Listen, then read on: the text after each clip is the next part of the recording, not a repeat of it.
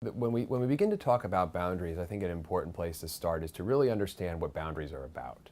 One of the biggest misconceptions that we encounter with families who are inexperienced with treatment and therapy is that boundaries should be rigid, they should be punitive, and also, and probably most importantly, the belief that boundaries are supposed to be directed to change somebody else's behavior.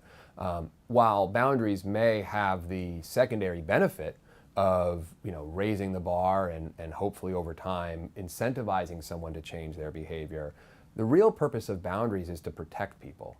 One of the most common experiences that we have with families is that they tend to be very high achieving, very successful, whether they're professionals, business owners, or things of that sort. And so they tend to be fixers. They tend to see a problem, analyze the problem, figure out the cause of the problem, and they fix it. And what we really talk about is helping them understand that really they've been trying to seek an intellectual solution to an emotional problem. And so by beginning to help them understand the subconscious underpinnings that drive the dynamics, they begin to recognize that it isn't really just about dealing with the superficial issues on top. It's really about needing to be introspective and look at themselves and identify what are their thoughts, wishes, dreams, fears, anxieties, and experiences, and how do those experiences show up in the way that they are responding to somebody. One of the pieces that we really look at, and one of our kind of theoretical underpinnings, is the belief that the individual actually has the ability to change.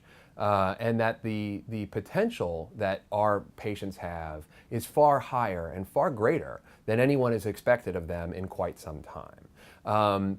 One of the most destructive consequences of families avoiding conflict, not having hard conversations, engaging in enabling behavior, we all know that it reinforces the behavior, but the other thing that it does is it sends the message to their loved one that they have no confidence in their ability to manage their own life. So we need to help them strengthen their ego, strengthen their sense of self, and develop to a place where they actually do feel that they have self-esteem and the ability to manage their own life.